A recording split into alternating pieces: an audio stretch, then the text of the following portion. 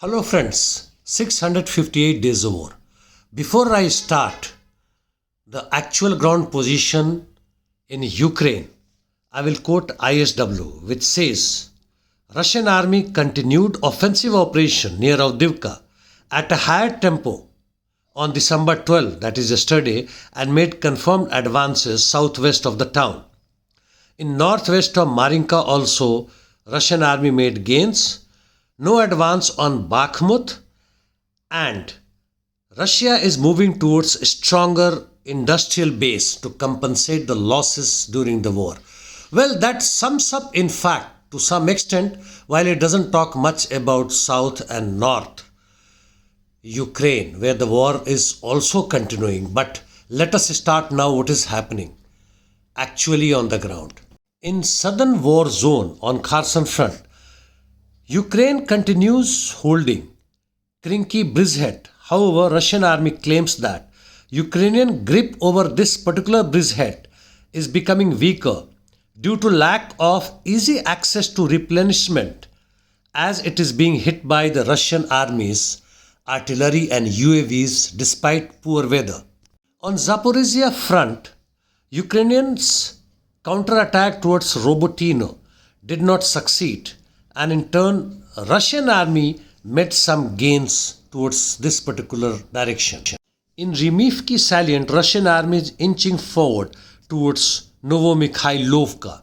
On entire Zaporizhia front, heavy rain and even heavy winds are causing low intensity of war.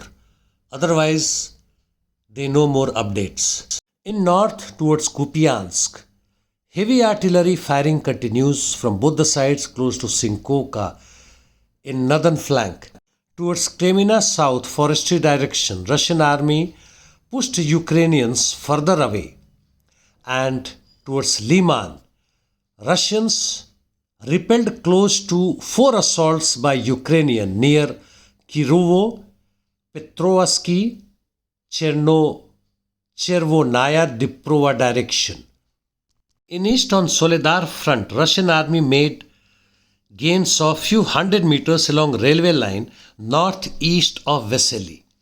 On Marinka front, Russian army raised a flag over last house on Kasta Novaya Street in South Marinka after it gained close to 350 meters along the front line and up to 340 meters in depth.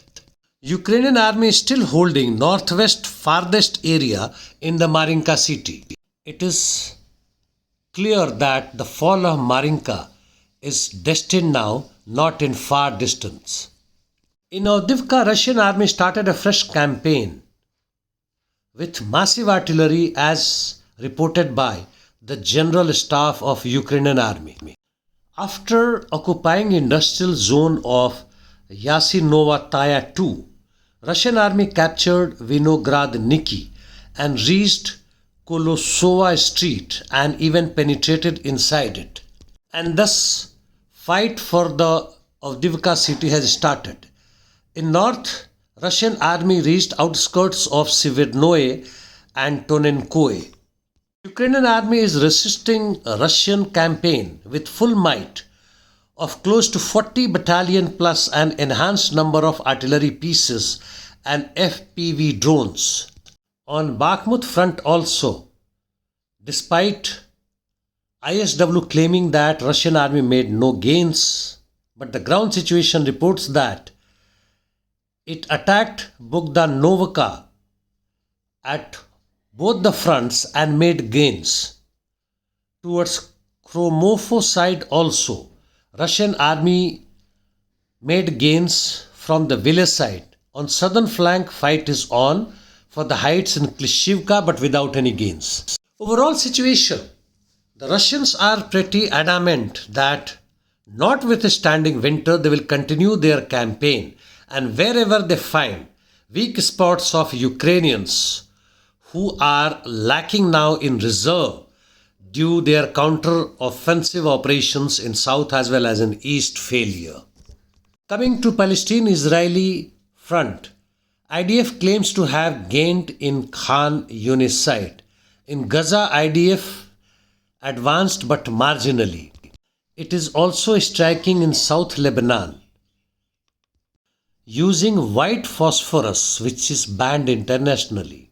In North Gaza, IDF made some gains towards north of Zabalia while withdrawing from Zabalia Girls Junior High School, but destroyed the building in toto. You must be aware that USA has prevented all the efforts of UN General Assembly as well as Security Council to start a ceasefire in Gaza. Zelensky is in White House to negotiate to gain access to Russian Federation frozen assets, which is more than $300 billion.